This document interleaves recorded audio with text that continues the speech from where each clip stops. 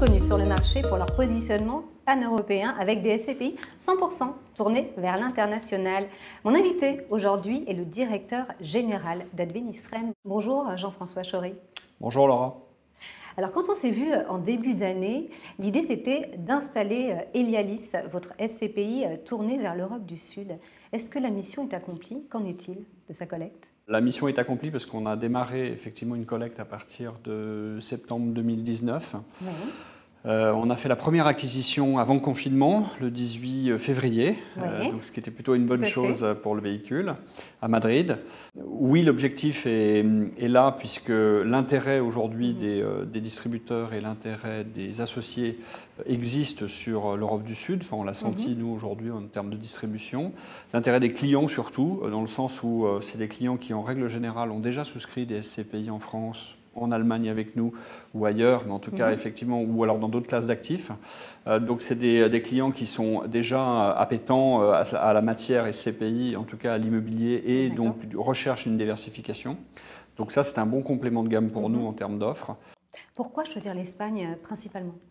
C'est vrai que l'Espagne, pour nous, est un marché qui était plus ouvert, plus stable, et jusqu'à fin 2019, avec des chiffres macroéconomiques qui étaient bons, avec des PIB supérieurs à la moyenne des marchés européens, avec des taux de chômage qui étaient en énorme baisse, avec un marché de l'immobilier qui était très attractif, tellement attractif qu'il y a beaucoup de fonds américains qui étaient positionnés sur l'Espagne depuis quelques temps. Et donc, de ce point de vue-là, effectivement, l'Espagne était une priorité pour nous. Et donc, l'idée, c'est d'asseoir notre produit Elialis plutôt sur l'Espagne, dans un premier temps, Madrid, Barcelone, et ensuite de diffuser auprès, effectivement, d'autres pays. On investit aussi avec le groupe, puisque le groupe Innovalis a aussi un REIT qui investit de son côté en Espagne. Donc, l'idée, c'est de commencer à avoir, effectivement, tous les bons acteurs pour être référents en termes d'investisseurs en Espagne. Côté investissement, comment ça se passe ? Alors plutôt bien, puisqu'on va encore acheter 2 actifs d'ici la fin novembre sur Barcelone et un autre qui est prévu soit décembre, soit janvier de l'année prochaine.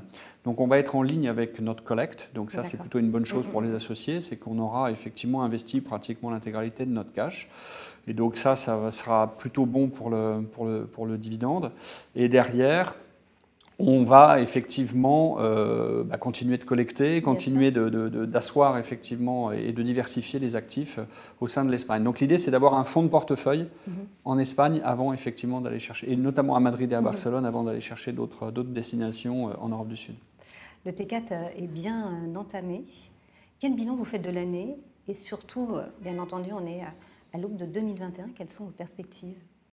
Le bilan est plutôt positif, comme je le disais tout à l'heure, sur le positionnement du produit, sur la recherche de diversification, sur le fait aussi qu'aujourd'hui, en tant qu'investisseur, on voit bien pour le compte de nos associés dans le futur, c'est que l'Espagne a un petit peu plus souffert, notamment par rapport à la crise du Covid sur le premier semestre. Et donc on le ressent déjà sur les valorisations d'actifs qu'on regarde. Et donc pour nous, c'est intéressant de nous positionner sur l'Espagne aujourd'hui parce qu'on va acheter dans de meilleures conditions, et avec des rendements supérieurs qu'on peut avoir dans d'autres marchés comme la France ou l'Allemagne. Donc pour les investisseurs, et c'est ça qu'on recherche nous en termes de société de gestion, on a un autre produit qui investit à 100% sur l'Allemagne, qui a plutôt tendance à ne pas bouger en termes de prix pour l'instant. L'Espagne a déjà eu une petite correction, donc ce qui fait qu'aujourd'hui, en tant qu'investisseur, on achète avec des meilleurs rendements des actifs similaires à Madrid ou à Barcelone. Et donc pour les revenus futurs des associés, c'est plutôt un bon tempo pour investir en Espagne.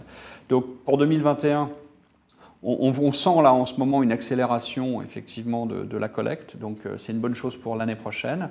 L'idée là, c'est vraiment d'être dans un bon tempo pour acheter. Donc on a la chance d'avoir une SCPI assez jeune, avec pas de stock, donc on ne va pas trop souffrir de notre stock en termes de prix, et par contre avec des perspectives qui sont très bonnes pour l'avenir en termes de revenus futurs. Donc on est assez confiant sur effectivement le tempo et sur le momentum d'acheter sur l'Europe du Sud en ce moment. Alors pour en savoir plus, il y a une visioconférence mardi 24 novembre. On pourra vous retrouver. Merci beaucoup Jean-François. Merci.